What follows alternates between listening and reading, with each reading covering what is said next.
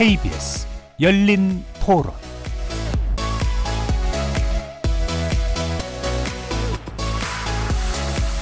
안녕하십니까. KBS 열린 토론 정준희입니다.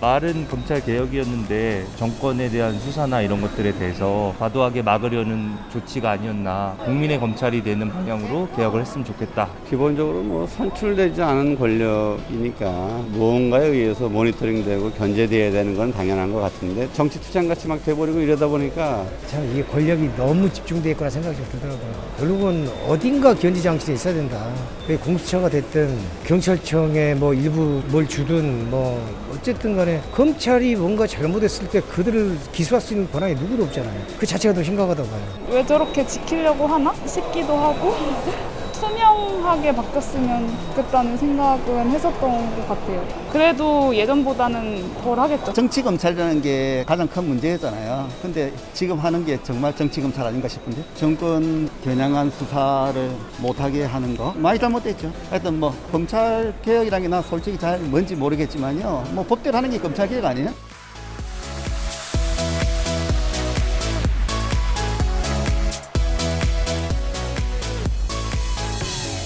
거리에서 만나본 시민들의 목소리 어떻게 들으셨습니까?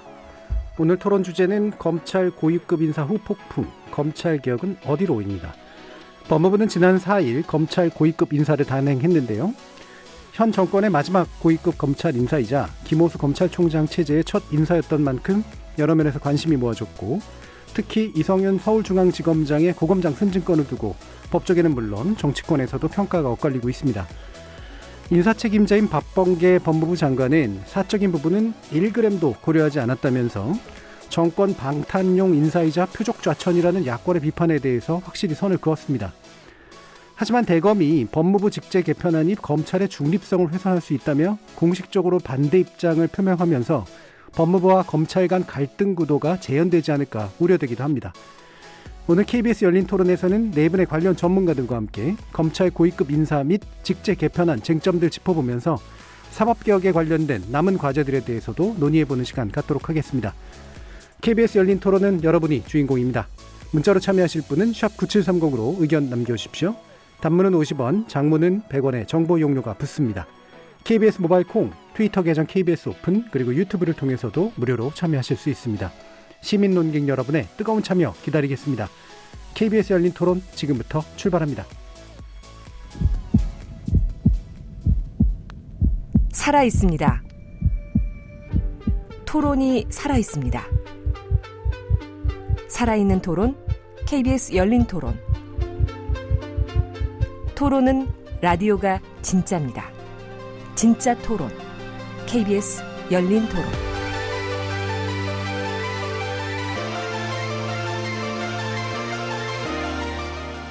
오늘 토론 함께 해주실 네 분의 전문가 소개해드릴 텐데요. 이럴 때는 꼭 이제 전직 검사로 이제 표현되십니다. 광주지방검찰청 부장검사 출신이시죠? 김경진 전 의원 나오셨습니다. 반갑습니다. 김경진입니다. 예, 그리고 민변 사법센터 검경개혁소위원회 위원장 맡고 계신 김지미 변호사 자리하셨습니다. 네, 안녕하세요. 김지미 변호사입니다. 자, 어느새 전자가 붙었습니다. 더불어민주당 법률대변인 김한규 변호사 함께 하셨습니다. 네, 안녕하세요. 김한규입니다. 그리고 여기도 전자가 붙었습니다. 대한변호사의 대변인이셨죠? 최진영 법무법인 CK 대표 변호사 나오셨습니다. 네, 반갑습니다. 최진영입니다.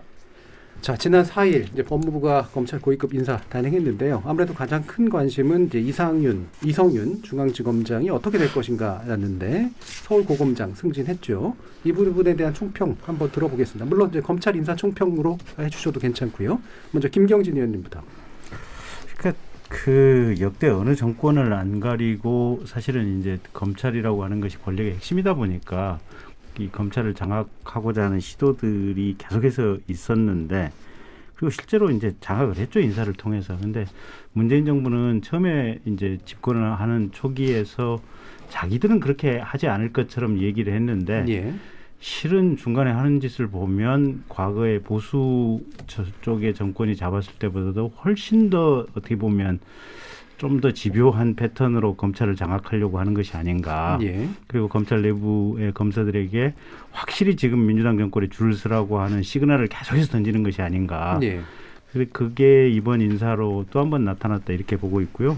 대표적인 게 지금 이성윤 중앙지검장의 이제 고검장 승진인데, 과거 같은 경우에는 검찰 내부에서 기소가 됐으면 어쨌든 법무연수원의 연구위원으로 발령을 하든지 예. 어쨌든 고검검사로 발령을 하든지 이랬거든요. 아니면 사표 내고 나가도록 하든지. 근데 그냥 피고인인 검사장을 고검장으로 승진시켰다. 결국은 이쪽 현 민주당 정권에 줄만 서기만 하면 무슨 짓을 해도 우리는 승진을 시키고 너 뒷배를 봐주겠다, 이런 시그널을 검찰 조직 안에 던졌다라고 봐야 될 것 같고요. 예. 또 거꾸로 보면 지금 고검장 두 분 같은 경우 법무연수원 연구위원으로 이제 뺐거든요, 보면. 근데 검찰 내부에서 원래 검사장은 검사장급의 적절한 보직을 주도록 했었는데 예. 고검장들에게 법무연수원 연구위원으로 뺀 전례는 없는데, 이건 뭐냐면 위에서 나가라고 시켰는데 안 나갔을 경우에는 어쨌든 어떤 방식으로든지 불이익을 주겠다라고 하는 시그널을 검찰 내부 이제 조직원들에게 줬다, 이렇게 봐야 될 것 같고요. 예. 그다음에 처음이 좀 깁니다. 일단 그 정도 하죠. 뭐. 여기서 일단 자르고요. 네. 그다음에 김한규 대변인 말씀. 말씀하신 대로 검찰이 참 권력의 핵심입니다. 예, 검찰 공무원 내부 인사에 대해서 이렇게 온 국민이 관심을 갖고 이렇게 저녁 시간에 토론까지 해야 되는 이런 상황. 그래서 권력기관 견제가 필요하다는 시민의 말씀도 있었는데요. 문재인 정부 1년 남았습니다. 사실 요번에 이제 고위검사 마지막 인사였고요. 지금 뭐 더 잘 보인다고 해서 추후 다시 검사장으로 승진할 수 있는 기회도 아니고, 그러니까 무슨 권력에 줄을 서게 하기 위해서 검찰을 장악하려고 시도한다. 실제로 장악했다라고 하면 지금과 같은 검찰 얘기가 계속 언론에 나올 필요도 없는 것 같습니다. 검찰 개혁이라는 게 문재인 정부의 중요한 화두입니다. 나머지 1년은 검경 수사권 분리와 검찰과 경찰 그리고 공수처 간의 견제와 균형, 이런 목적을 충실히 이행할 수 있는 그런 검사들 중요 요직에 발탁됐다고 생각합니다. 예, 알겠습니다. 최진중 변호사님.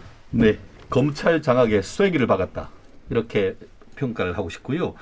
모든 것은 절차적 정당성과 실체적 적법성이 필요한데, 이른바 검찰총장 패싱을 통해 가지고 인사의 절차적 정당성을 몰각했고, 또 이른바 방탄 검사단을 만듦으로써 검사의 실질적인 정치적 중립성과 독립성을 완전히 무너뜨렸다, 이렇게 그 얘기를 하고 싶습니다. 아시다시피 박범계 법무부 장관은 지난 2월 달에 전무후무하게 일요일 날 고위 그 검사들한테 대한 검사장 인사를 하면서 이성윤 검사장 유임시키고 심재철 검찰국장을 남부지검으로 이동하는 일이 있었는데요.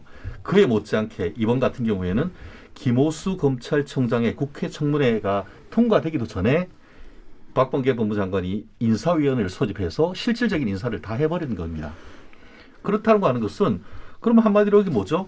허수아비 검찰총장이란 거 아닙니까? 인사권 없는 검찰총장이 총장입니까? 결국 정권에서 밥상 차려주는 대로 먹으라라는 굴욕적 메시지라 저는 그렇게 평가하고 싶은데요. 아까 김경진 의원님께서도 말씀하신 것처럼 어떤 정권이건 검찰 개혁의 핵심은 인권 보장과 검찰의 준사법기관으로서의 정치적 중립성과 독립성, 이 두 개가 기준이 돼야 되는데, 그 큰 두 개의 기준으로 봤을 때 과연 이것이 절차적 정당성과 그 알맹이로서의 실체적 어떤 그 정당성이 있는가 했을 때는 매우 비판적으로 볼 수밖에 없다, 이렇게 평가하고 싶습니다. 예, 절차적 정당성 문제를 굉장히 강력하게 얘기를 해주셔서 제가 다시 한번 여쭙고 싶은 게, 그러니까 인사권 없는 검찰총장은 말도 안 된다라는 게 원래 법적으로도 맞나요? 그것은 결국 그 헌법과 검찰청법의 취지를 살린다라는 그런 취지인 건데요. 아시다시피 검찰 그 법무부가 있고 검찰 그 대검이 있지 않습니까? 예. 그런데 검찰총장 같은 경우에는 헌법에 국무회의에 통과시켜야 되는 대상으로 해서 첫 번째 나와 있는 사람이 바로 검찰총장입니다. 그리고 검찰총장의 임기를 보장했던 것 같은 경우에도 결국은 실질적으로 대검을 비롯해서 그 인사권을 통해서 이 전체적인 어떤 통일성 있는 검찰권을 행사하라는 그런 메시지라고 저는 보입니다. 그러니까 취지에 대한 해석이신 거죠. 그런데 그런 것을 하지 않고 검찰총장이 자기가 들어와서 인사를 하고 그것에 대해서 보직을 맡도록 해야 되는 것이지, 검찰총장이 지금 들어오기도 전에 법무부 장관이 다 한다고 하면 그런 검찰총장이 무슨 소용이 있느냐는 것을 전 말씀드리고 싶습니다. 그러니까 절차적 정당성이 심각하게 훼손됐다는 표현을 쓰셔서 저는 법률에 그러면 검찰총장 인사권이 있나 했는데 그건 아니라는 말씀이세요. 해석에 있어서의 차이들이 꽤 있으신 것 같은데, 김지미 변호사님. 네. 말씀하신 것처럼 사실 이제 이성윤 중앙지검장의 그 승진을 놓고는 이제 논란이 있고요. 뭐 전례를 비춰보면 사실 이제 기소가 됐는데 승진 이제 시키는 건 없다고 말씀을 하셨고 이제 이 부분 조금 이례적이다라고 예. 볼 수 있는데 어떻게 보면 이미 이제 수사가 끝났고 기소가 됐고 재판만 남아 있는 상황. 이란 점 하나 하고 그걸 제외하고 이성윤 지검장의 어떤 경력을 봤을 때는 이분이 지금 고등 그 검사장으로 승진하는데 전혀 무리가 없는 이력이나 실력을 갖추고 있는 분이어서 사실 예. 뭐 그 부분만 놓고 본다라고 하면은 뭐 무리는 없지만 전례에 비춰봐서 이례적인 건 사실이다. 네. 라는 거고요. 그 다음에 이제 다른 부분들은 방금 절차적인 정당성, 적법성 얘기하셨는데 그 검찰청법에는 법에는 어떻게 나와 있느냐 하면은 이제 인사권은 당연히 이제 법무부 장관 제청으로 대통령이 행사를 하는 것이고 다만 이제 검찰총장이 의견을 들어서 제청을 예. 한다라고 되어 있어서 법에서는 의견을 듣는 과정을 거치게 되어 있고 사실 그 과정은 거쳤거든요. 예, 그렇기 때문에 뭐 적법성의 문제는 없는 것, 절차적인 정당성 문제도 제가 볼 때는 없는 것으로 보이고 인사위원회도 말씀을 하셨는데 사실 우리나라 그 검찰의 인사위원회 실질적인 인사를 논의하는 자리가 아니거든요. 그래서 인사에 관한 뭐 정책이나 뭐 이런 것들만 논의하도록 되어 있어서 사실은 인사위원회를 실질화시켜라라고 예. 하는 것이 이제 검찰개혁의 방안으로 제시가 되고 있는데 아직까지는 그 단계까지는 못 갔기 때문에 인사위원회가 검찰총장 임명 전에 열린 것만으로 총장 패싱이다. 이렇게는 말하기가 좀 어렵지 않나 저는 그렇게 생각하고 있습니다. 예. 네, 민주당 김한규입니다. 저도 한마디만 좀 보태면은 항상 뭐 여당에서 검찰 인사를 하면 정부에서 야권에서 비판하고 뭐 잘못된 인사다라고 하는 건 당연한데 저는 한 번도 검찰총장이 인사권을 갖고 있다는 얘기는 들어보지 못했습니다. 의견 개진할 수 있는 건데요. 법을 취지로 해석하는 거는 문헌이 불분명할 때 해야 되는 건데 아까 지금 말씀하신 대로 검찰청법 34조에 이건 명확하게 법무부 장관의 권한으로 돼 있습니다. 그리고 검찰을 견제하는 게 법무부의 인사권과 감찰권이라는 거는 다 공지의 사실인데요. 내용 면에서 이견이 있을 수 있다고 생각합니다. 하지만 이게 절차적으로 심각한 위반이다라는 거에 대해서는 명확하게 다른 생각을 갖고 있습니다. 예, 다시 김경민 의원. 그러니까 이제 이 검찰청법에 규정된 의견을 들어서 이제 요 내용이 뭐냐, 어디까지가 의견을 듣는 거냐, 이 의견을 듣는 정도가 어디까지냐, 이제 이게 관건이고 핵심이거든요. 근데 사실은 그 부분에 대해서 명확한 기준이나 판례가 없어요 보면. 근데 과거에 검찰과 법무부의 실무 관행은 문재인 정부 이전까지는 법무부 장관하고 검찰총장이 사실은 뭐 어디 호텔 밀실에서 만나기도 하고 또는 뭐 이거 뭐 대검찰청이나 법무부 어디 장관실에서 만나기도 하고 하여튼 적정한 장소에서 혹은 법무부 장관의 대리인인 검찰국장 그다음에 검찰총장의 대리인인 대검 차장이나 아니면 검찰 대검 기조실장 뭐 이제 기조부장 뭐 이런 분들이 가가지고 거의 그냥 그러니까 검사 명패를 가지고 이렇게 저렇게 해가지고 협의해가지고 이거 놓거든요 보면. 그러니까 문재인 정부 이전까지는 실질적으로 한 사람 한 사람의 보직과 이 인사 임용에 대해서 실질적인 협의를 했었는데.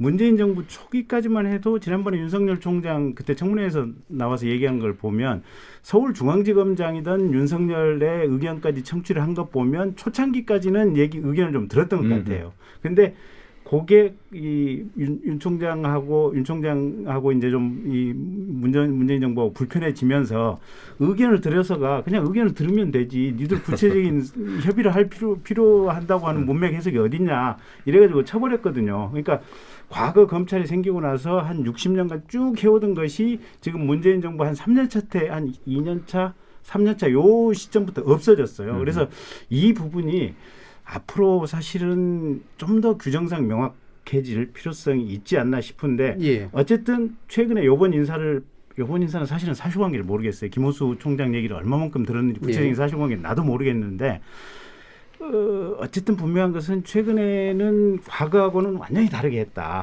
그래서 이 부분을 좀 명확하게 해야 될 필요성은 있다. 그럼 이 부분은 한번 좀 논의를 해주시죠. 이게 저도 제도 연구하는 사람이라 법이나 규정이 규정하고 있는 것만을 가지고 모든 게 이루어지는 게 아니라 문화나 관례라고 하는 것들도 굉장히 중요한 의미를 갖잖아요.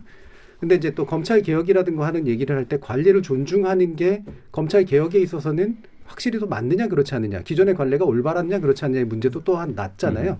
현재는 분명히 지금 이거는 의견의 청취 수준에서의 어떤 해석의 차이들은 분명히 있지만 법의 비법적인 행동은 아닌 것 같고 다만 전례는 잘 안 맞는 부분들은 꽤 있었던 것 같은데 이 부분 어느 정도로까지 심각하게 보시는가요? 저는 굉장히 심각하게 봅니다. 사실 조금 전에 얘기한 것처럼 총장 패싱이란 점, 그러니까 절차의 문제, 또 이성윤 서울중앙지검장을 고검장으로 승진시킨 두 문제에 대해서 간단히 말씀드리고 싶은데요. 아까 그 김한규 변호사님이 말씀하신 거는 뭐 법은 제가 충분히 알고 있습니다. 그런데 또 하나 검찰청법에 보면 검찰 사무는 검찰총장이 전체적으로 총괄하도록 되어 있습니다. 그렇다고 하면은 그 검찰 사무에는 검찰 인사 사무도 들어가는 겁니다. 그러면 검찰 사무 중에 검사 그 어떤 재판 수사만 들어갑니까? 그런 인사 사무나 이런 부분에 대해서도 그것이 규정이 들어가 있고 실제로 외청으로 두면서 검찰총장은 장관급입니다. 그럼 장관급 검찰총장의 인사권이 그냥 말만 들으면 된다는 게 그게 헌법이고 헌법 정신이고 그것이 그 우리 검찰청법의 정신입니까? 그렇기 때문에 지금 김경진 의원님 말씀하신 것처럼 기존에는 실질적으로 법무부 장관과 검찰총장은 법률적으로 적어도 봤을 때는 동렬에 있는 사람들입니다. 그렇기 때문에 서로 조심스럽고 그렇기 때문에 견제와 균형을 하도록 해왔고 그게 대한민국이 정부가 수립되거나 건국된 이후에 관행으로 와 있는 것인 겁니다. 그것을 통해서 검찰의 정치적 중립성을 하고 그렇기 때문에 살아있는 권력에 대해서도 검찰이 경우에 따라서는 날카롭게 수사를 할 수 있었었는데 이런 식으로 해서 그 이성윤 그 중앙지검장에 대해서 재판에 넘겨진 사람까지도 승진시킨다는 것은 도대체 저는 이것 도대체 상식이 동의가 안 되는데요. 한 말씀에 이번에 그 제가 대한변협의 전 대변인이었습니다만 대한변협에서 아주 중요한 성명을 냈습니다. 그러면서 도저히 국민 정서에 맞지가 않다. 그러면서 법을 하나 들었습니다. 국가공무원법 73조의 3에는 엄정한 공직 기강을 확립하기 위해서 재판에 기소된 사람한테는 직위 해제할 수 있도록 되어 있습니다. 아마 기소된 사람을 자리에 두고 승진까지 시킨 것은 아마 검찰에 있는 이성윤 검사 외에는 거의 없을 겁니다. 아마 이 방송 듣고 있는 다른 일반 행정직에서 이런 일이 있었다고 하면은 아마 많은 그 국민들이 분노할 것 같은데요. 어떻게 듣고요. 이런 일이 있을지 저는 정말 도저히 납득할 수가 없습니다. 이게 다들 율사시잖아요. 법률을 하시는 분들이니까 법의 정신을 얘기해도 좋고 취지 해석 다 좋고 그다음에 법에 대한 문헌적 해석도 좋은데 어느 정도까지 경계를 좀 잡아주시는 게 맞는 것 같거든요. 김준미 변호사님. 그러니까 법무부가 이제 검찰을 지휘 감독하는 기관으로서 인사권을 이제 법무부 장관이 가지고 있는 너무나 명백한 거고요. 지금 이제 제가 보기에는 당연히 이제 의견 청취 절차도 다 거쳤고 그 의견이 얼마나 반영됐는지는 사실은 지금 알려진 바는 없는 상황에서 이거를 패싱이다 아니면 뭐 검찰총장을 건너뛰고 그냥 법무부 장관이 독단적으로 인사를 했다라고 과연 말을 할 수 있는 것인가 이번 인사를 놓고 봤을 때 그리고 법무부 장관이 인사할 때 검찰총장하고 협의해서 서로 의견이 맞아야만 인사를 할 수 있다라는 것이 헌법 정신인가라고 하는 거는 제가 볼 땐 조금 과장이 아닌가 싶고요. 방금 어쨌든 변호사 입장에서 제가 봤을 때는 말씀하신 것처럼 일선에서 기소했을 때 뭐 징계를 받거나 하는 경우들이 있거든요. 근데 저는 그런 사건들을 했을 때 이게 기소한 것만 가지고 직위 해제하거나 징계하는 거는 문제가 있다라는 생각을 항상 가지고 있었고 사실 법에 이제 그런 규정이 있다라고 한다면 그것 자체가 오히려 문제일 수 있다라고 저는 일단 생각이 들고요. 우리 헌법이고 형사법의 대원칙이 이제 무죄 추정 원칙이기 때문에 그리고 지금 말씀하셨던 것처럼 사실 인사 이게 검찰 사무에 인사가 포함되느냐. 근데 그렇게 하면 사실 굳이 이런 검찰청법 34조를 둘 이유가 없는 거죠. 근데 그런 그 취지를 감안해서 이제 총장의 의견을 들어서 인사를 하도록 하는 거기까지가 저는 딱 마지노라고 보거든요. 그럼 만약 둘의 의견이 맞지 않았을 때 총장의 의견대로 인사를 하지 않았을 때 그럼 그것이 문제냐? 그건 아니라는 거죠. 네. 알겠습니다. 김경진 의원부터 듣고요. 어쨌든 그런 것 같아요. 이게 이제 검찰청법의 의견을 들어서가 도대체 무엇이냐 구체적인 양태 이게 보수 정권이건 가령 민주당 정권이건 국민의힘 정권이건 이게 달라서는 안 되잖아요. 그렇잖아요. 항상 똑같아야 될 거 아니에요. 보면. 이왕이면 그러면 이 기준을 좀 명확히 세워야 될 것 같아요. 차제. 어디까지 총장의 의견을 구체적으로 들어야 되는지 예. 그리고 총장과 장관의 의견이 다를 경우에는 저도 기본적으로 이거는 검사에 대한 인사권은 정치 권력을 장악한 대통령이 행사를 하는 거고 그건 네. 부득이한 일이라고 봐요. 이거는 뭐 선출된 권력이니까. 근데 선출된 권력도 지금 함부로 하지 말라고 지금 의견을 들어서라고 하는 이 단서 조항을 집어넣은 거거든요. 네네. 보면. 그래서 이 부분 의견 청취과 관련된 내용을 상세하게 뭔가 좀 규정하는 뭔가 어떤 법무부령이라든지 예. 시행령이라든지 훈령이 만들어져야겠다. 그리고 이 부분은 앞으로 한번 이 기준이 만들어지면 앞으로 정권에 상관없이 이대로 가야겠다. 이건 분명한 것 같습니다. 예. 근데 법도 바뀌고 영도 바뀌는 거라.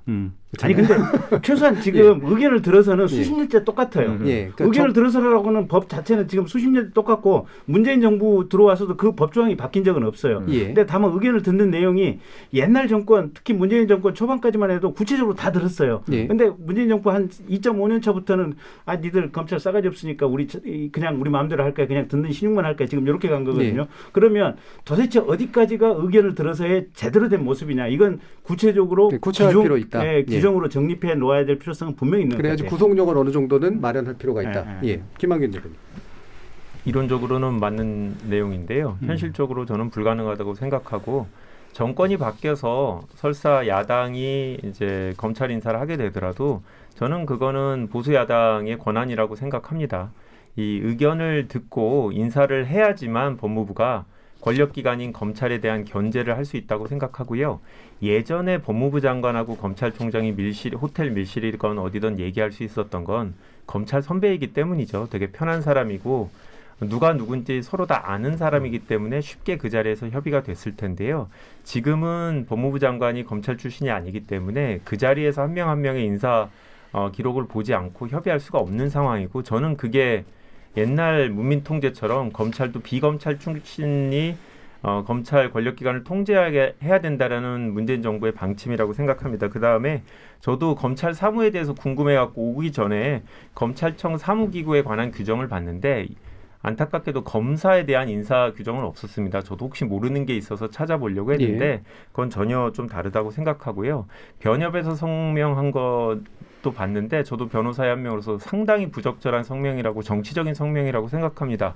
이 검사 출신의 협회장께서 오셔갖고 이런 식으로 검찰 인사에 대해서 협회 의견들을 전혀 확인하지 않은 상태로 하는 것 자체가 저는 정치적인 행위라고 생각합니다. 예, 알겠습니다. 자, 그러면 어쨌든 지금 이게 나중에 정말 우리 김한규 변호사님이 소속된 정당이 야당이 되더라도 김 변호사님 말씀의 취지가 똑같은 흐름으로 그대로 갔으면 하는 일관됐으면 하는 그런 바람을 전해봅니다. 알겠습니다. 네. 자, 그러면 일부에서 사실 또 중요하게 지적해야 되는 게 사실 이 부분이거든요. 사실 이 부분이 좀 더 궁금한데 지금 이제 직제 개편안에 관련해서 이제 갈등 양상처럼 보도되고 있는 게 실체적으로 맞느냐 그렇지 않느냐부터 해서 그다음에 어떻게 가는 게 옳으냐라는 문제로까지도 이제 복잡하게 좀 얽혀 있긴 합니다. 이 부분 다시 그럼 김한규 변호사님 한번 말씀 들어볼게요. 뭐 갈등이 있는 건 분명한 것 같습니다. 이 대검 입장에서는 일반 형사부 검사들도 소위 말하는 6대 직접 수사 대상 범죄에 대해서 수사할 수 있게 해야 된다. 그리고 그런 것들은 대검 자체의 규정, 예구나 지침으로 해갖고 최종적인 의사결정은 검찰총장이 하도록 한다라는 게 이제 검찰의 입장이고 법무부는 이거는 업무 분장의 차원이다. 어떤 사람이 직접 수사를 하고 어떤 사람이 공소유지를 전문을 할 건지는 인사권의 영역이고 그렇기 때문에 이거는 검찰청 조직 개편 안으로 다뤄야 될 부분이다. 이렇게 견해가 직접적으로 나눠지는 것 같은데요. 저는 법무부의 입장이 맞다고 생각합니다. 저는 가장 지금 이 시점에서 검찰 관련해서 실제로 업무를 하는 변호사로서 어려운 게 검경 수사권이 분리되고 나서 사실 혼란이 되게 많거든요. 근데 이제 장기적인 목표는 모두 다 동일하게 생각하는 텐데 검찰의 직접 수사 범위를 축소하는 겁니다. 그렇다고 하면 직접 수사할 수 있는 전담 부서를 두는 게 취지에 맞고 그 취지가 맞다고 하면 그 부서에 속하지 않은 사람들은 되도록이면 수사를 하지 않고 반드시 해야 될 특별한 사정이 있으면 상급기관인 인사권자의 승인을 받는 게 그게 취지에 맞다고 생각합니다. 예. 최경영. 정말 법무부가 법을 무시하는 법무부를 하고 있는 것 같습니다. 그 무슨 말이냐면은 헌법의 영장, 그러니까 우리가 그 다 법조인입니다만 수사의 핵심은 강제 수사죠. 강제 수사는 이제 구속영장, 체포영장, 영장과 관련되는 권한은 헌법이 검사에게 주고 있습니다. 한마디로 수사의 핵심적인 역할을 헌법은 검사에게 주고 있는 것입니다. 그런데 지금까지 이번 정부는 어떻게 보냐 하면은 지나치게 어떤 비대한 검찰 권력이 어떻게 보면은 지나치게 남용되고 있다라고 하는데 좋습니다. 남용된 거 견제해야 됩니다. 그렇지만 견제를 하고 그것을 제한을 해야 되지만 검찰 권력 권한의 핵심적인 것을 못하게 한다라고 하면은 그거는 굉장히 좀 문제인 것인데요. 말씀드린 것처럼 검사에 대해서는 이른바 검수완박, 검찰 수사권 완전 박탈이라는 목표를 가지고 가다 보니까 사실상 이미 검찰의 수사권은 거의 다 없어지고 대부분 다 그 국가수사본부로 넘어갔고 또 고위공직자에 대한 거는 공수처로 넘어갔고 사실은 6개밖에 안 남았습니다. 그것마저도 사실상 못하게 하는 그것을 통해서 검수완박을 한다는 건데 사실 최근에 뭐 여기 계시는 분들이 그 비트코인 같은 걸 하시는지는 모르겠습니다만 그걸 통해서 많은 지금 금융 범죄들이 굉장히 많아지고 있습니다. 그런데 그 부분이 제대로 단죄되고 있다는 것을 들어본 적이 없습니다. 그러니까 검찰의 직접 수사를 제한하거나 없애려고 하는 방향에 대해서 근본적으로 안 동의하시는 거죠? 저는 너무 지나치다는 겁니다. 지금 있다고 하면 6개라도 자유롭게 해서 범죄의 총량을 그 줄일 수 있는 방향으로 가는 것이 바른 형사 정책이지. 지금 검찰이 있는 남은 것마저도 사실상 지금 법무부 장관 내지 검찰총장이 틀어쥐고 사실상 허받고 조사를 하라고 한다고 하면은 그런 것이 과연 살아있는 권력에 대한 수사를 할 수 있도록 하는 것이냐. 그렇기 때문에 이것이 말은 검찰 개혁이라고 하지만 검찰 개혁이라고 쓰고 검찰 장악을 하려고 한다라고 하는 것이 바로 그러한 점이라는 것이죠. 자, 그러면 법률가로서 어떻게 해석하세요? 이게 법무부가 권한을 행사, 지금 이제 인사권의 영역으로 나눈 것이다. 그러니까 다시 말하면 역할을 분담한 것이다라고 이제 얘기하는 쪽과 그게 아니라 이거는 완전히 수사권을 못하게 하고 완전히 지휘를 법무부 장관이 하겠다는 거다. 이게 지금 대립되는 거잖아요. 그렇습니다. 저는 본질적으로 지금 검사가 할 수 있는 것은 4급 이상 고위공무원의 범죄 또 어떻게 보면 사회적 거악에 관한 기존에 있던 특수수사와 관련되는 것들인데 그 또한 검찰총장이나 지청 같은 경우에는 오히려 법무부 장관의 승인을 받도록 돼야 되는데 아까 제가 말씀드렸듯이 법무부가 법을 무시한다는 것은 지금 검찰청법에 따라서는 구체적 사건에 대해서는 법무부 장관은 검찰총장만 지휘하도록 돼 있는데 사실상 허가받는 주체를 검찰총장도 아닌 법무부 장관이 하도록 해서 검찰청법을 법무부가 무시하는 안을 지금 만들었단 말이에요. 자, 그래서 거기까지요. 그렇기 때문에 지금 현재의 규정이 오히려 법을 무시하는 것이고 나아가 지금 일부 법률가 같은 경우에는 검찰총장이나 이 법무부 장관이 일일이 간섭하면은 그 자체가 직권남용 내지 직무유기가 될 수 있다고 얘기를 하고 있기 때문에 이와 같은 것은 철회되어야 된다고 봅니다. 김경주 의원님께서 어떻게 보시나요? 저는 어쨌든 기본적으로 보면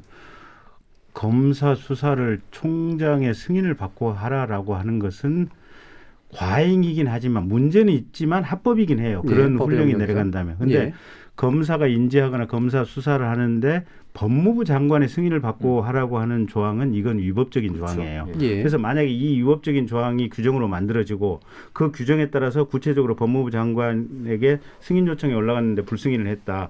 아마 그 법무부 장관 다음번에 재판받을 거예요. 저도 동의합니다. 그러니까 아까 이제 그 지휘의 범위가 이제 해당하지 않기 때문이다라고 보시는 거죠. 이게 법무부 장관이 기본적으로 행사할 수 있는 권한이 아니에요.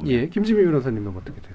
그러니까 이거 지금 이 논란의 그 핵심은 검찰을 어떤 기관으로 보느냐. 그러니까 지금 우리가 수사권 조정을 통해서 뭐 6대 범죄라고 하는 것들만 이제 수사 개시를 검찰이 할 수 있고 나머지는 경찰로 다 넘겼잖아요. 그 취지, 이 문재인 정부 검찰개혁의 기조는 검찰을 뭐랄까 어떤 수사를 지휘 감독하고 뭐 기소하고 공소 유지하는 그런 이제 법률 전문가 조직으로 만들겠다라는 게 이제 취지이고 그렇죠.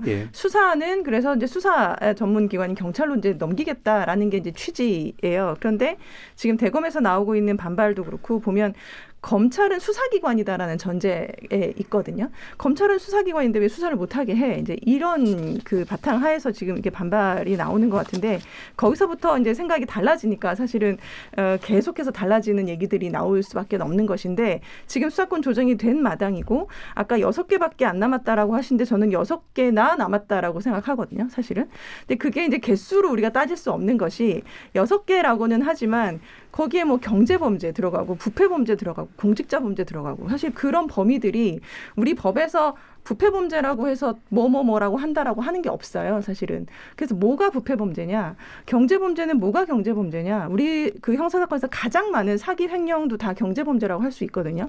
그러니까 사실 너무 많이 남겨놓은 상황이고 애초에 이렇게 남겨놓고 나서 나중에 직제를 통해서 이것을 검찰이 뭐랄까 조금 자제하거나 할 수 있는 그런 직제를 만들겠다라고 하는 취지였던 것 같고 제가 보기엔 직제 개편이 늦었죠. 수사권 조정이 1월에 이미 시작이 됐는데 검찰은 미동도 않고 그대로 그 조직을 계속 유지를 하고 있었단 말이에요. 그러니까 우리가 겉에서 보기에는 검찰의 직무 권한이 대폭 줄어든 것 같이 보이는데 6개밖에 안 남았다고 하시고 나머지 그럼 많이 떨어져 나갔는데 검찰은 왜 그대로지? 그럼 예전에 직접 수사 담당하던 그 많은 인력들은 지금 못한다고 하는데 그 사람들은 어떻게 되는 건지 이제 이렇게 생각할 수 있잖아요. 그래서 그 인력들을 조정해야 되는 것은 사실은 수사권 조정과 동시에 했었어야 되는데 그렇게 하지 못했던 걸 이제라도 한다는 것이고요. 네, 거기에 이제 지금 현재 정해진 법적 한계 안에서 이루어지느냐 사실 이 부분이 쟁점이잖아요. 네. 그렇게 보면 지금 나와 있는 건 뭐냐면, 그러니까 이 6개 범죄 우리가 특히 이제 직접 수사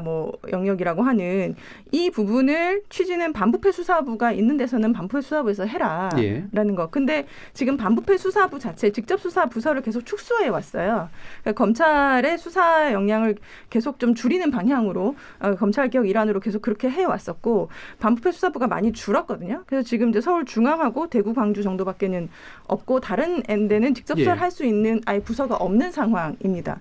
그렇기 때문에 그러면은 직접 수사 못하는 부서에서 마음대로 여태까지처럼 할 수는 없는 것이니 하고자 한다면 총장의 승인을 얻고 그마저도 없는 작은 지청 같은 데서는 총장이 요청하면 법무부 장관이 검토해서 그러면 따로 조직을 만들어서 그러면 직접 수사를 하도록 해라라는 건데 그러니까 이게 제가 볼 땐 크게 문제가 될 것 같지는 않고요. 사실 그리고 이 직접 수사를 꼭 검찰이 해야 되느냐, 검찰이 수사를 못하면 범죄 대응 역량이 줄어드느냐, 그렇지는 않습니다. 그 부분은 이제 약간 다른 차원의 문제인 거고 이제 굉장히 아까 심각하게 이건 재판받을 수 있다라는 얘기를 해주셔서 법률가적인 해석들이 어떠신가 일단 들어봤는데요. 다시 한번 조금 더 말씀드릴까요? 그러니까 이게 법무부 장관의 승인을 받고 수사를 하도록 한다면 이건 법무부 장관이 직접 구체적인 사건에 대한 수사지휘권을 행사를 하는 거예요, 보면. 그래서 이게 형사소송법하고 검찰청법의 원리상 있을 수가 없는 지금 규정을 만드는 거고 검사라고 하는 것은 물론 지금 형사소송법의 6대 범죄 플러스 시행령에 정하는 범죄에 대해서 할수록 돼 있기는 하지만 어쨌든 기본적으로 이제 시행령으로 정하는 범죄까지 수사를 하는 검사는 기본적으로 아직까지 현행법상은 수사기관으로 지금 정해져 있어요.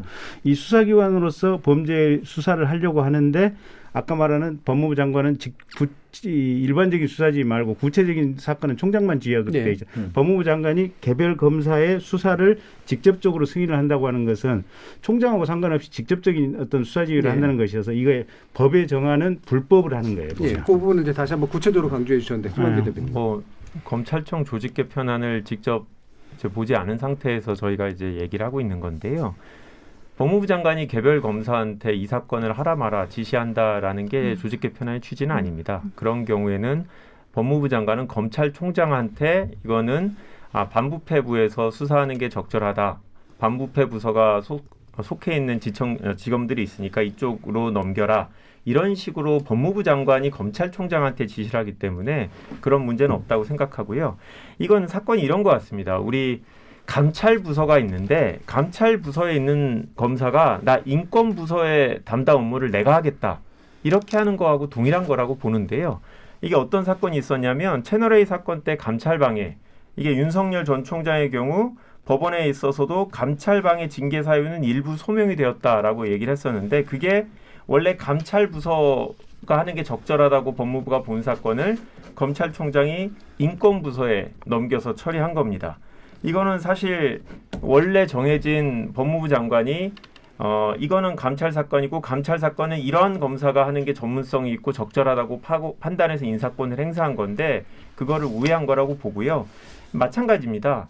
직접 범죄를 직접 수사할 수 있는 그러니까 이 과거의 특수부 사건이죠. 이런 것들을 전담할 수 있는 전문성을 가진 사람들을 반부패부에 두고 이제 처리를 하는 건데 이거를 일반 형사부에 기소 업무를 전담하고 하는 사람이 내가 꼭 하겠다라고 하면 그거를 반드시 법무부가 허용을 해줘야 되냐? 그건 좀 생각이 다릅니다. 네. 알겠습니다. 그러니까 그 핵심은 최준영 변호사님 네. 일단 발언 좀 하시고요. 예. 네, 좀 전에 그 우리 김지민 변호사님이 검사가 꼭 수사를 해야 되느냐? 정말 법률가적인 말씀은 아니라고 생각합니다. 왜냐? 형사소송법에 형사소송법 196조 수사에 관한 부분이 어떻게 돼 있냐면은 처음에 195조에는 검사와 사법경찰관의 관계, 옛날에는 상명하복 관계였다가 지금 서로 그 협력 관계로 한다고 했고 그 다음에 바로 있는 규정이 196조가 검사의 수사라고 해서 검사는 범죄의 혐의가 있다고 사료하는 때에는 범인, 증거 사실과 범죄 사실과 증거를 수사한다. 사실 이전 같은 경우는 수사해야만 한다. 이렇게 되어 있습니다. 만약 범죄 혐의라든가 증거를 보고도 수사를 하지 않으면은 그 자체로서 직무유기가 됩니다. 마치 이번에 작년에 이제 서초경찰서에서 이제 이영구 전 법무부 차관이죠. 그거에 대해서 증거 보고도 못 본 걸로 하겠습니다 하면서 한 거에 대해서 감찰 결과 이번에 특가법상의 그 특수 직무유기죄로 지금 그 검찰에 넘긴 그 부분하고 똑같습니다. 지금 말씀드렸듯이 헌법과 형사소송법이 가장 어떤 우리나라의 사법체계의 근본 아니겠습니까? 거기에 헌법에 검사가 영장 청구를 할 수 있도록 돼 있고 형사소송법에 검사가 수사를 하도록 돼 있습니다. 그런데 거기에 수사를 왜 그렇게 못하게 하려고 하는 것인지에 대해서는 저는 정말 달리 다른 방법으로 해석을 할 여지가 없어 보입니다. 이 부분은 입법의 영역이잖아요. 그러니까 지금 일단 법이 만들어져 있는 건 분명히 기존보다는 직접 수사 범위가 축소된 채 검사가 수사를 하도록 돼 있는 거고요. 그 부분을 법으로 부정하실 리는 없는 것 같고 김지민 변호사님 말씀하시는 건 현재 방향성 자체는 검찰의 직접 수사 범위를 지속적으로 축소해서 이제 아예 없애는 방향이 맞다라는 가치 판단을 얘기하신 거라 이건 이후에 입법 영역 관련된 부분을 얘기하신 것 같은데. 그렇죠. 지금 법이 그렇게 돼 있는 거죠. 검사의 모든 수사를 부정하는 게 아니고요. 그렇기 때문에 그 조항은 남겨놓은 거죠. 지금 검수완박이라고 지금 민주당에서 얘기하고 있지 않습니까? 검찰 수사를 완전히 박탈한다고 얘기를 하면서 그 얘기가 아니라고 얘기하면 그 부분은 입법의 영역이잖아요. 그러니까 결국은 입법은 할 수 있죠. 그러니까 말은 그러니까 입법을 하기가 어려우니까 사실상 검찰총장과 법무부 장관이 그 특수수사에 대해서 승인권을 가짐으로써 우회적 방법으로 검찰 수사를 완전히 박탈하는 이른바 검찰 수사의 그러니까 박범계식 검수 완박을 하고 있다는 것이 저희 주장입니다. 알겠습니다. 그 부분에 대해서는 좀 다르고요. 반부패부에 있는 검사들은 허수아비입니까? 그 사람들은 수사 못합니까? 지금 임기 1년 남아서 더 이상 본인의 인사이동도 없는데 박범계 장관이 무서워서 수사를 못하면 검사 사표 내야죠. 그거는 마치 모든 사건을 법무부 장관이 승인을 받아야 되는 것처럼 그렇게 전제해서 얘기하시는데 분명하게 대한민국의 수많은 반부패부 검사가 직접 수사를 할 수 있는 권한이 있습니다. 그렇게 할 수 있는 통로가 있고요. 마치 모든 검찰의 직접 수사를 지금 정부에서 법령을 위반하면서까지 막으려고 한다라고 오해하게 말씀하시면 안 되는 거죠. 그러니까 먼저 어쨌든 사회자께서 말씀하신 대로 현행법 기준으로 해서 법령을 해석한다고 했을 때 이게 법무부 장관이 구체적인 사건에 대해서 법무부 장관의 승인을 받고 수사를 할 수 있다. 이렇게 하면 그건 분명한 위법이에요.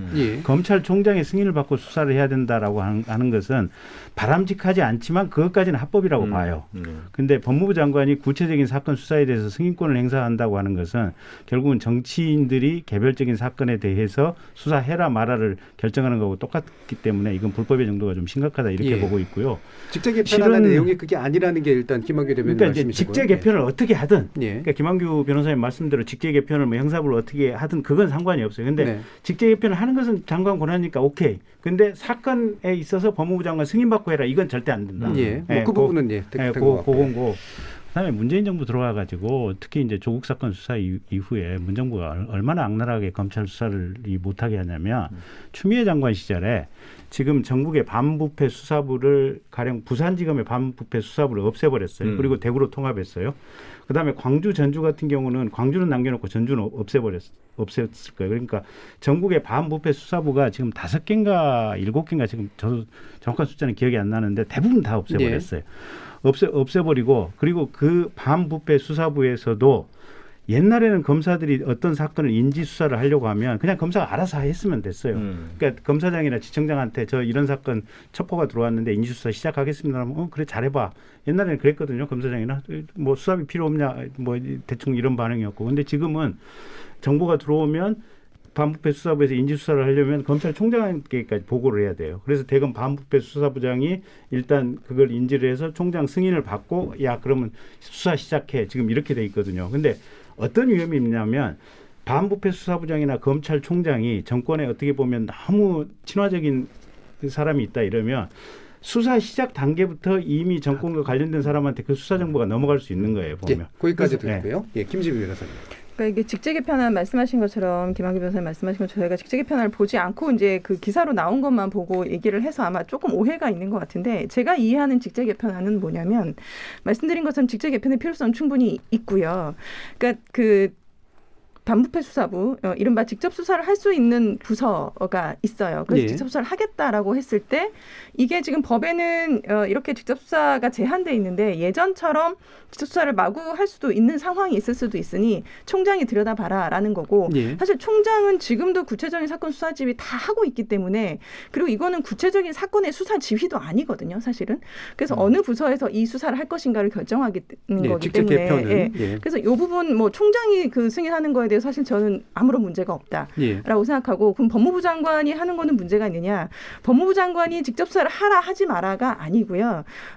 총장이 요청해서 봤는데 이게 이 청에는 직접 수사 부서가 없어. 근데 이거 수사를 해야 될 필요성이 있어. 그러면 수사를 할 수 있는 팀을 따로 만들어서 하라. 라는 거예요. 사실 이제 그런 부분이기 때문에 이거를 수사를 막기 위한 직제 개편은 아니다. 지금 제한되어 있는 이 6개의 범죄 그 이후에도 뭐 경찰 범죄 이런 것들이 있는데 그런 거에 대해서 직제를 정돈해가지고 기존의 일반 형사부는 그냥 기소와 공소유지 담당으로 전환시키려는 그런 그 취지이기 때문에 이거를 수사를 못하게 막는 취지는 저는 절대 아니라고 알겠습니다. 여기까지 조금만 반론 드릴게요.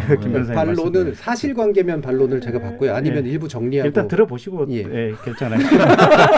이거는 무슨 논리죠? 그러니까 이제 자 이게 지청 단위에서 수사를 뭔가 이제 범죄 첩보로 했는데 이게 수사부서를 일단 꾸려가지고 수사할 것인지 말 것인지를 지금 장관의 승인을 받으라는 거 아니에요. 근데 제가 검사를 해봤던 경험에 의하면 그냥 검사실에 수사할 수 있어요. 굳이 수사부서 꾸릴 필요 없어요.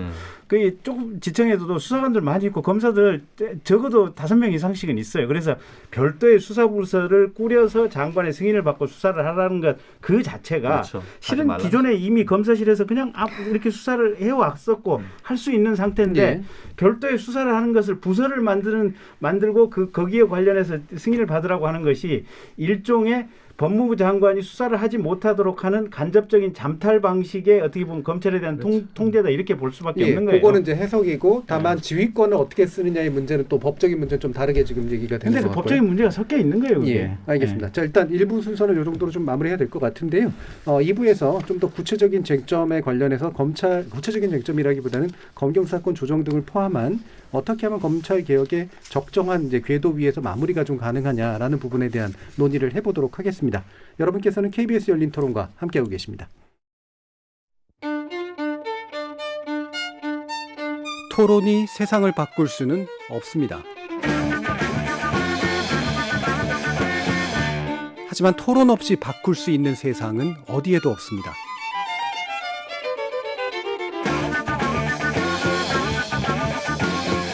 세상의 선한 변화를 갈망하는 당신. 정답이 아니라 질문의 힘을 믿는 당신. 우리 KBS 열린 토론에서 만납시다.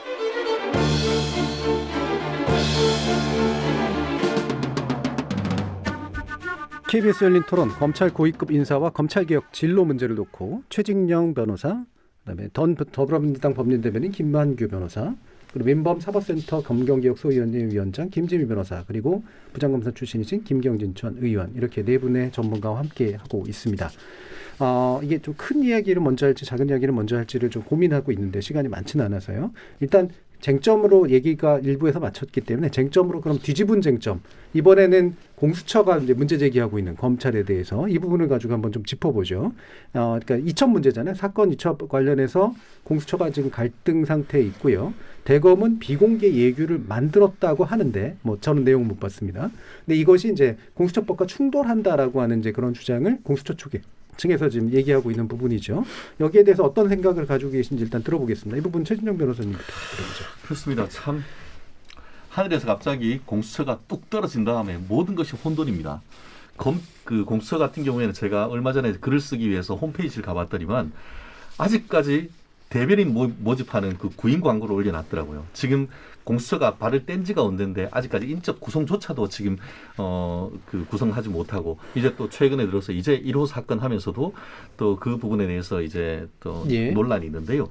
말씀드린 것처럼 공수처법을 정말 졸속으로 만들다 보니까 기존 법령과 계속 부딪히는 거예요. 지금 지난번 같은 경우에는 사건이 바로 하지를 못해가지고 검찰로 보내놓고는 이른바 이게 유보부, 이 유보부 뭐라고 하면 그런 식으로 아주 기교적인 것을 함으로써 또 논란이 자초됐고, 이제는 거꾸로 대검에서 지금 말씀하신 것처럼 그 내규를 만들어가지고 자기들이 이제 하다 보니까 이거 뭐 공수처에서 문제가 있어 보이니까 우린 그거 빨리 안 보낼래. 뭐 이런 취지로 지금 해서 대검 내규를 만든다고 해서 대검 내규가 또 이제 또 공수처법과 이제 충돌하는 그런 문제가 자꾸 생기는데요. 이것 자체가 법 자체로서 완결적이지 못하다는 것을 보여주는 것이거든요. 그래서 이런 논란으로 해서 계속 어떤 그 범죄가 제대로 수사되지 않고 그 가운데서 범죄가 살아있을 수밖에 없다고 한다고 하면은 지금이라도 법을 통해 가지고 검찰청법과 공수처법의 어떤 그 가르마타기를 하는 그런 지금 점이 필요한 건데, 계속 그와 같이 대검과 공수처 사이의 어떤 권한과 규정을 두고 싸우는 걸 그냥 정치권이 방관하는 것은 저는 무책임한 태도라고 봅니다. 예. 공수처 대변인 자리가 비었으면 전 변협 대변인이 가보시면 어떨까 하는 우리 회사를 먹여 살려고 알겠습니다. 김수희 변호사님. 네. 오랜만에 의견이 좀 일치. 뭐 졸속이라고까지는 할 수는 없지만 사실 공수처 설치에 대한 국민적인 공감대는 뭐 예전부터 이루어졌었고, 특히나 국민들의 어떤 동의가 굉장히 높았음에도 불구하고 아시다시피 공수처법 제정하는데 굉장히 어려웠잖아요.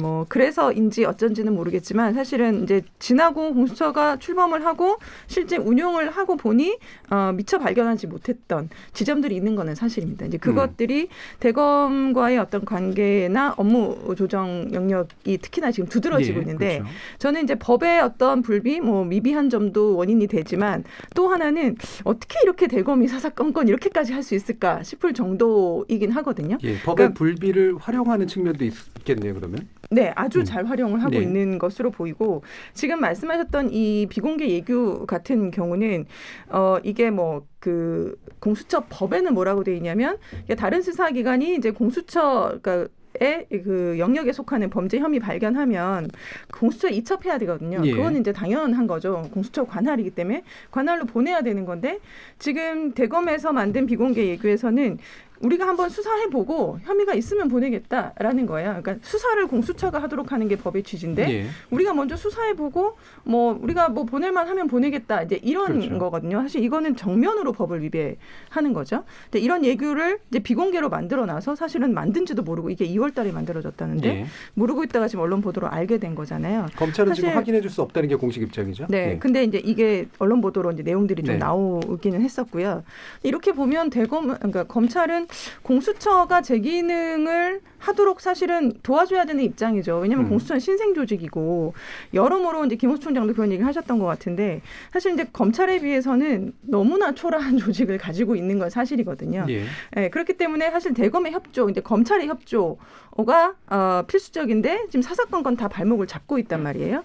그래서 그런 것들 이제 그 검찰하고 공수처가 협의해서 갈 수 있는 부분들도 협의가 안 되고 있고 그렇기 때문에 저도 일단은 최진녕 변호사님 의견처럼 이렇게 좀 법에서 빠진 부분들은 법으로 이거를 개정해서 만들어 놓지 않으면 사실은 검찰은 이거 우리가 법에 없는 건데 우리가 알아서 할 거야라고 계속 이렇게 나올 것 같아요. 그래서 이참에 그냥 법에서 필요한 부분들은 좀 조정을 해가면서 개정을 하는 것이 맞다. 그것이 지금의 갈등을 근본적으로 해결할 수 있는 방안이다라고 생각하고 있습니다. 김 변호사님 방금 얘기해 주신 것 가운데서 어떤 부분은 법이 명확하지 않기 때문에 이제 검찰 측에서 이제 그 빈 구석을 활용하는 부분도 있지만 어떤 부분은 비법적이라고 이제 얘기하셨잖아요. 어느 정도 선에 가깝다고 보시나요? 이 그 비공개 내규를 활용하는 방식은?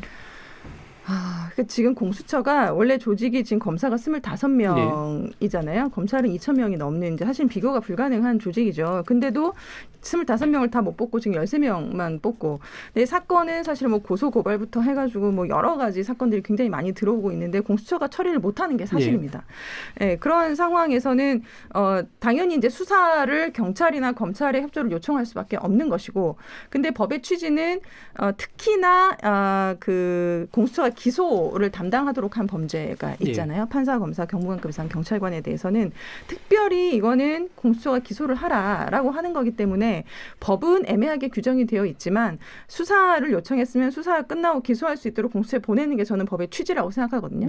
사실 그러지 않기 때문에 지금 유보부 이첩과 같은 이제 공수처가 어떻게 보면 무리수를 둘 수밖에 없는 상황도 생기는 거고 특히나 검사 범죄에 대해서 검찰이 놓지 않고 우리가 알아서 할게라고 하고 있는 이 비공개 예규도 그런 것이고 그러니까 이게 수사권 조정 국면에서는 검찰하고 경찰이 이렇게 약간 갈등이 있을 것이다라는 게 충분히 예측이 됐었고 이것을 대통령령이나 뭐 법무부령으로 많이 규정을 해놨어요, 사실은. 근데 공수처는 이럴 거라고 사실 예상을 잘 못했던 것이 아닌가 싶고. 김경재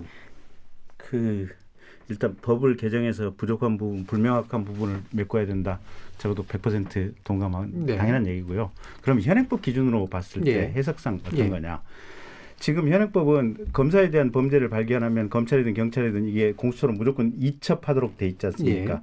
그러니까 공수처에서 전속적으로 기소 불기소를 결정한다라고 법조문이 돼 있는 게 아니고 이첩해야 한다라고 돼 있어요. 그래서 지금 기존에 검사 관련된 사건들 특히 뭐 김학의 무슨 불법 출금 뭐 관련된 사건들 검찰에서 공수처로 다 1차로 이첩을 했었던 사건들 아니겠습니까? 1차 이첩을 했는데 공수처에서 우리는 수사할 준비가 안 돼 있다. 그러니 그냥 다시 니네들한테 보낼 테니까 니네들이 수사를 해가지고 다시 우리한테 보내주라. 그러면 우리는 결정만 할게.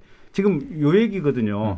근데 검찰 얘기는 아니 법의 현행법상 이첩하라고 돼 있고 그래서 우리는 이첩을 했다 법 그대로. 근데 니들이 지금 수사할 능력이 안 된다 그래서 다시 우리한테 보낸 거 아니냐. 그럼 1차 이첩하라는 대로 했고 그걸 또 이첩해야 된다고 하는 그런 규정은 없다.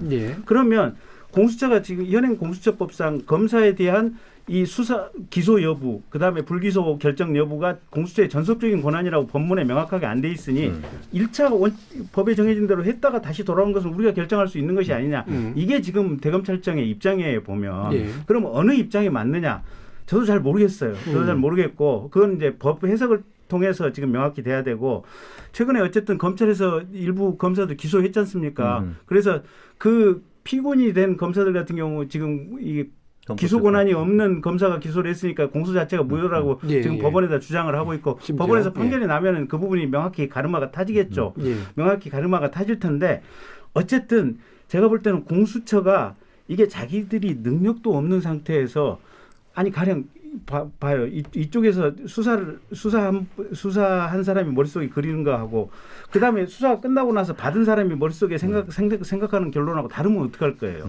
이게 그래서 이걸 니들이 수사를 하고 최종적인 판단은 우리가 할 테니까 그냥 기록만 넘겨라 이렇게 하는 것이 대단히 비효율적이고 위험한 거예요. 물론 이제 이건 법을 만들 때 그 부분에 대해서 부족하게 만들었던 저를 포함한 20대 국회의원들의 불찰이긴 해요. 책임이긴 한데 어쨌든 현재 상태에서 그러면 한 번 이첩했다가 공수처로부터 되돌아온 사건을 검찰이 우리가 수사하고 우리가 그 수사 결과에 따라서 내린 내면의 양심에 따라서 검사로서 결정을 하겠다고 하는 부분이 그러면 그 검찰 내부의 그 규정이 잘못됐다고 볼 수 있느냐? 그건 아닌 것 같아요. 일단 이제 법은 불명확한 건 맞다. 다만 둘 사이의 싸움은 해석의 여지는 여러 가지로 충분히 있는 것 같고 잘 모르겠다. 아니 어쨌든 분명한 것은 공수처가 결론 내리려면 자기들이 잡고 수사를 하면 돼요. 뭐 그 검찰이 그것 가지고 뭐라고 하지는 않아요. 궁극적으로는 그런데 이제 공수처가 할 수가 없는 것 같다.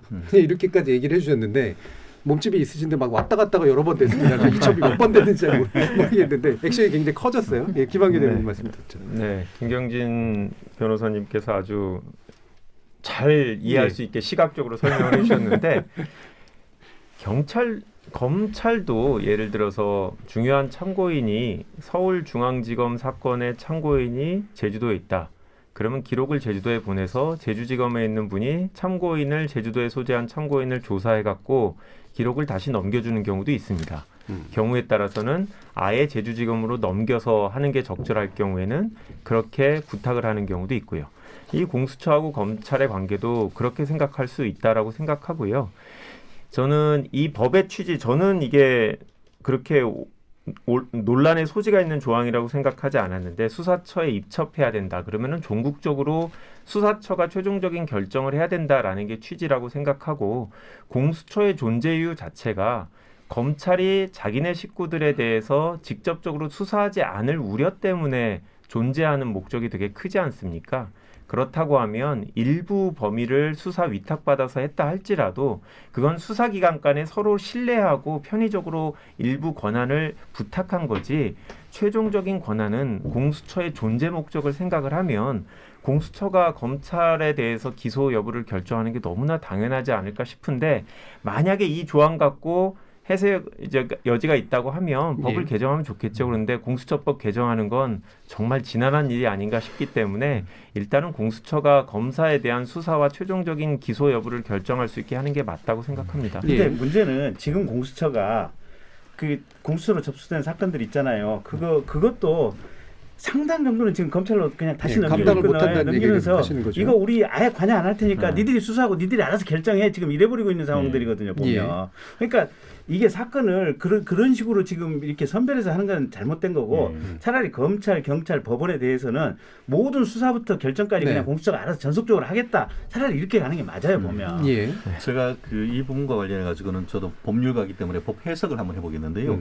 기본적으로 검찰과 그 공수처는 마치 경찰과 검찰이 요즘 동등한 관계인 것처럼 검찰과 공수처도 대등한 기관입니다. 누가 감나라 배나라 할 수 있는 상급 하급 기관이 아니란 점. 나아가 다른 기관으로 보내는 걸 이른바 타관 송치 결정이라고 합니다. 그런데 기본적으로 타관 송치는 종국 결정입니다. 그게 무슨 말이냐면 아마 변호사 하시기 때문에 다들 해보셨을 텐데 올해 1월달에 우리 그 검찰청에서 오는 문자로 아주 그냥 정신이 없었는데 뭐냐면은 검찰에 고소해난 사건들을 검찰이 경찰로 옮기면서 타관 송치했다라고 하는 문자를 거의 뭐 따발총처럼 다다다다다 왔는데요. 결국 보내놓고 나서 또 가지고 와 이렇게 못하는 겁니다. 한번 빠이빠이 하면 그걸로 그 종국 결정이란 것이 우리 법조계의 일반적인 해석입니다. 그렇기 때문에 아까 얘기하는 것처럼 굉장히 기교적으로 해가지고 우리는 사건을 다시 보내는데 그것은 최종 권한은 나한테 있으니까 수사만 해서 보내. 이거는 사실상 이 타관 송치의 종국 결정의 성질에 반하고 나아가 그런 식으로 이걸 법을 운영을 하면은 마치 공수처가 검찰 위에 있는 듯한 그런 어떤 효과가 있을 수 있기 때문에 적어도 현재 어떤 법률 운영에 있어 가지고는 한번 보내면은 그 기관에서 최종 결정하는 것이 적어도 현재까지는 그것이 조금 더 맞는 해석이 아닌가 싶은데요. 그렇기 때문에 이 부분에 있어서 국회가 가름말을 타야 된다고 하는데 사실 지난하다 저는 그렇게 생각 안 합니다. 민주당이 못하는 게 어디겠습니까?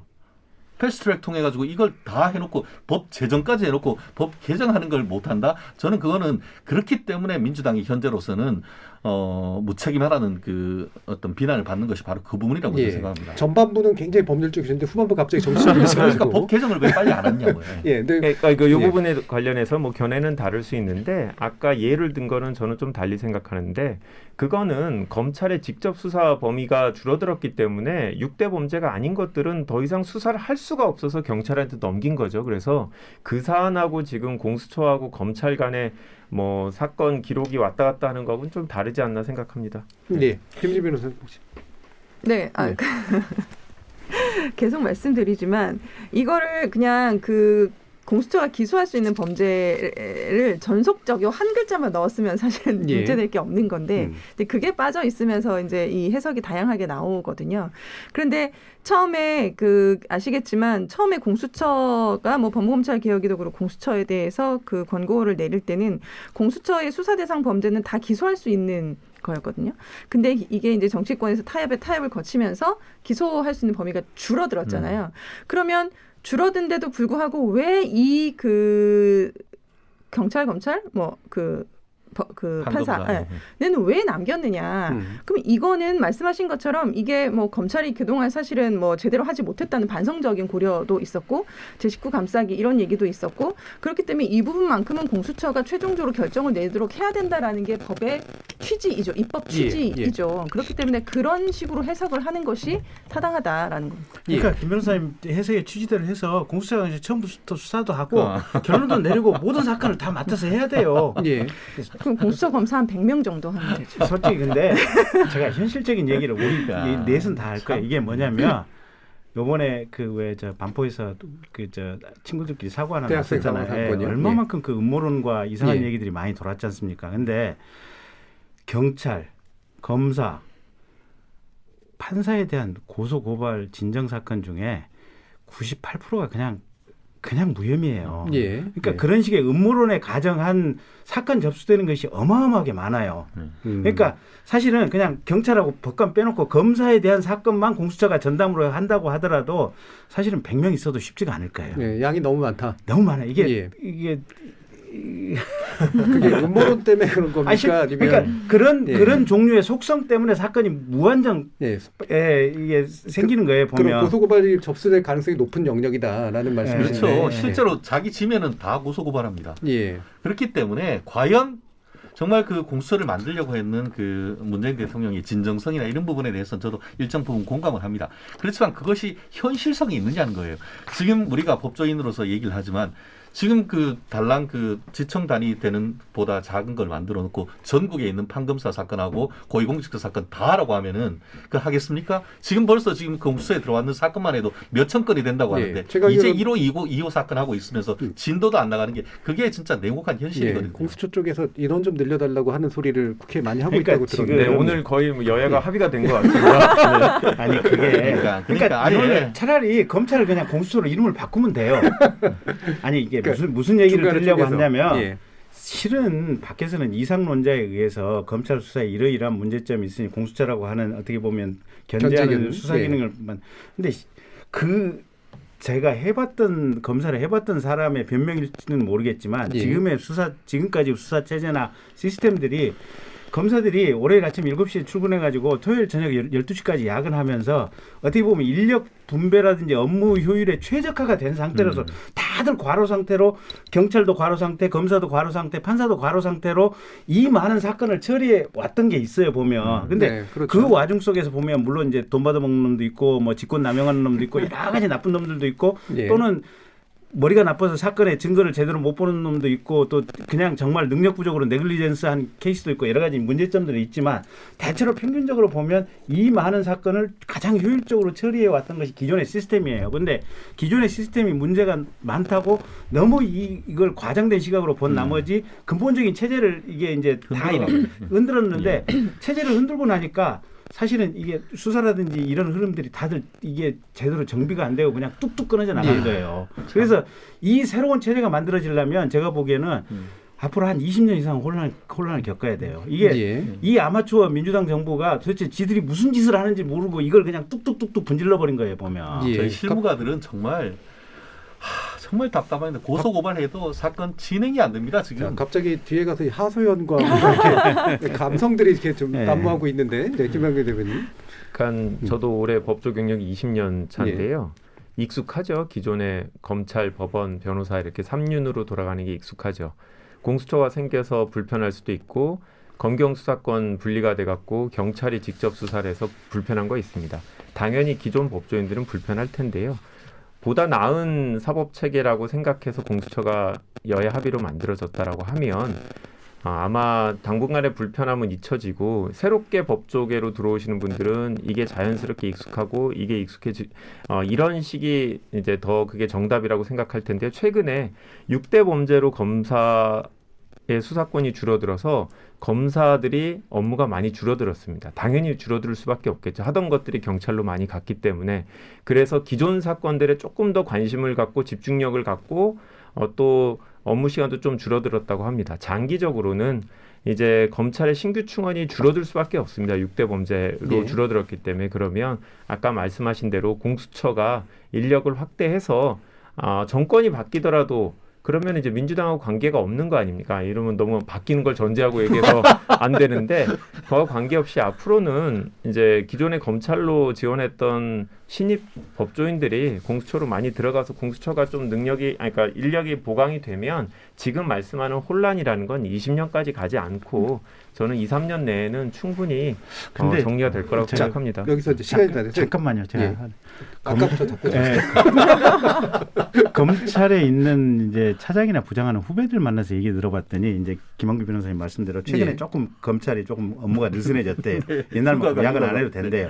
근데 검찰도 이게 인력 조정을 하려고 해도 이게 머리가 뒤통수가 땡기는 게 뭐냐면 경찰에서 자체 이제 무혐의 종결한 사건들이 있잖아요. 그럼 검찰에서 최종적으로 이걸 하도록 지금 형사소송법에 조항이 돼 있잖아요. 근데 경찰도 갑자기 지금 업무가 확 늘어나고 사람은 이제 경찰도 수사과를 다 피해간다는 거예요. 보면 능력 있는 사람들을. 그러면서 경찰이 사건이 이게 지금 무혐의 종결도 안 되고 그냥 펜딩 수사 중으로 계속 경찰 수사 중으로 돼 있는데 이게 어느 시점부터는 이게 종결이 되기 시작할 거 아니냐라고 본다는 거예요. 그럼 보면 이게 검찰에서 어쨌든 와서 다시 리뷰를 해야 되는데 이 리뷰가 언제부터 시작될 것인지 그리고 이 리뷰 인력이 얼마만큼 필요할 것인지에 대해서 아직은 감이 안 잡힌다는 거예요. 그래서 검찰 내부에서도 이게 한 2, 3년은 지나봐야 이 리뷰와 관련돼서 어느 정도 업무 플로우가 될 것인지 이게 공개가 나온다는 또 이 측정이 가능할 거라는 거예요. 보면 지금 그 검찰 후배들하고 그래도 그래서 얘기하시나 보네요. 이게 옛날에 세종대왕이 조그만 이 세금 하나 개편하려고 그래도 경상북도 정해놓고 한 20년씩 시범 실행 해보고 한 거예요. 보면 뭐 제도의 개선 과정에서 생기는 여러 가지 문제들 뭐 다 지적해 주셨는데요. 잘못하면 이제 소셜 사랑방이 될 것 같아가지고 이제 마무리를 발언은 또 다른 두 분께 한 1분 정도씩 들어보겠습니다. 뭐 자연스럽게 지금 이제 그 2부 토론이 검찰개혁 마무리였는데 저는 사실은 이 수사권 조정이나 공수처 설치가 사실은 정말 대단한 그 성과라고 생각하거든요. 그런데 지금 이제 계속 다른 개혁을 얘기하고 있어서 이 성과가 조금 죽는 그런 모양새는 좀 안타깝게 생각하고요. 민주당이 사실은 대단한 성과를 이뤘고 이 성과를 안정화시키고 안착시키는 것이 검찰개혁 마무리 이제 수순으로 들어가야 되고 지금은 뭐 새로운 제도를 얘기할 건 아니다라고 이제 개인적으로 생각하고 있어서 지금 뭐 경찰의 수사권이 넘어가서 혼란스럽다고 말씀하시는데 그렇지 않은 사건들도 있어요. 저는 사건이 빨리 끝나서 너무 좋았던 사건들도 많이 있거든요. 그래서 검찰에 갔는데 그냥 바로바로 기소되고 하니까 굳이 검찰 다시 안 가도 되고 너무 좋더라고요. 그래서 그런 면들도 있고 그래서 이것들이 이제 리뷰 뭐 20년씩 걸리지는 않을 것 같고 사실은 올해 정도 지나고 나면 1년 정도 하면 어느 정도의 유의미한 데이터가 나올 수 있다라고 생각하거든요. 그래서 이것들에서 제도의 허점이 무엇인지 좀 보완해야 될 것은 무엇인지를 가려서 이런 것들을 보완해 나가는 차분히 보완해 나가는 작업이 이 정권에서 마지막으로 해야 되는 검찰개혁의 그 작업이 아닌가라고 생각합니다. 최진영 변호사님. 검찰개혁의 목표가 뭐였습니까? 저는 검찰개혁의 목표가 실종됐다 이렇게 얘기하고 싶은데요. 검찰 권한을 줄이는 건 좋습니다. 그렇지만 그렇게 하다 보니까 거꾸로 지나치게 경찰의 권한이 비대해졌고 검찰은 그나마 물론 뭐 일부 정치 검사도 있습니다만 그래도 이제 옷 벗고 나오면 사실은 변호사도 할 수 있는 그런 부분이 있어서 상당 부분 강골 검사는 들어봤습니다. 그런데 강골 경찰이란 말은 제가 들어본 적이 없습니다. 사실은 이번에 어떤 문제가 생겼습니까? 이용구 차관 사건에 대해서 사실상 어떻게 보면 증거를 보고도 이거 못 본 걸로 하겠습니다 하면서 사실상 뭉개버리는 그런 일이 있었지 않습니까? 그래놓고 6개월인가 지금 조사해놓고 달랑 결과 나오는 것이 지금 경위도 아닌 경사급 한 사람에 대해서 특수직무유기죄로 해서 그 기소 의견으로 보낸다고 해놓고 그 사람 그 외에는 아무런 책임지지 않는다는 이런 코미디적 상황.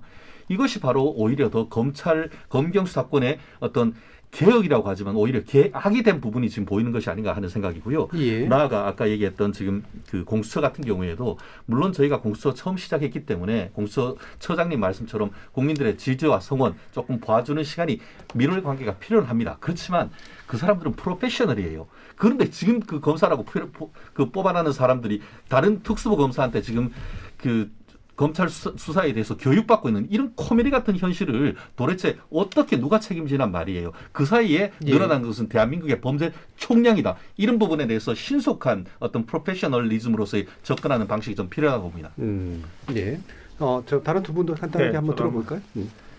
저는 이제 민주당에 소속돼 있지만 민주당 인물이 뭐 범죄를 저질렀는데 수사를 받지 않도록 힘을 써주거나 그러기를 바라고 싶은 마음 전혀 없습니다. 그런 부분에 대한 아무런 관심도 없고요. 저는 많은 정당원들이나 지지자들이 동일한 생각할 겁니다.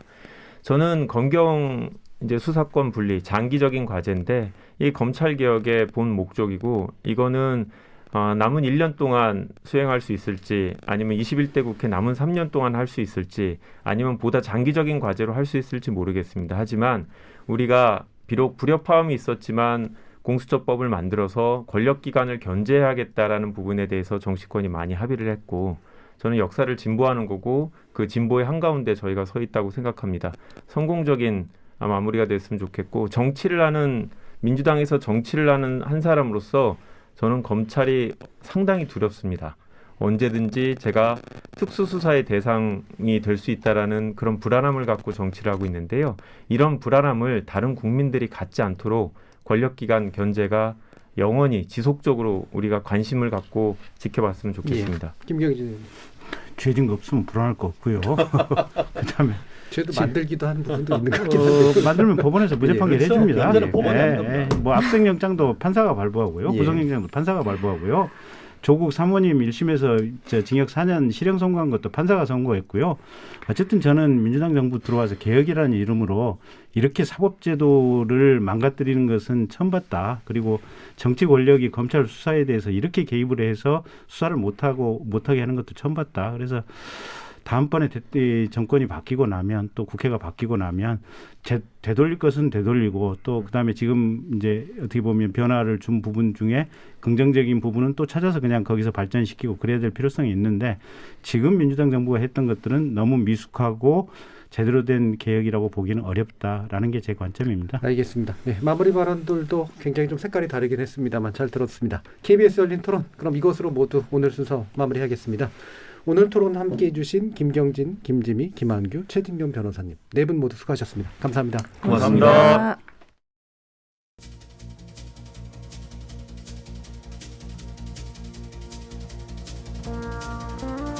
지난 몇 년간 우리 정치 무대의 주역은 청와대도 국회도 아닌 검찰이었던 거 아닌가 하는 생각도 듭니다. 스스로 주인공이 되길 바라면서 그렇게 행동했던 건지 아니면 자신은 원하지도 않았는데 정치가 그들을 무대 위로 끌어올린 건지는 보는 이의 시각에 따라 꽤 다르겠지만 말입니다. 권력의 도구가 돼서 적대자를 도려내는 데 쓰이는 검찰도 문제지만 스스로 권력이 되어서 자기 이익을 위해 움직이는 검찰 역시 문제죠.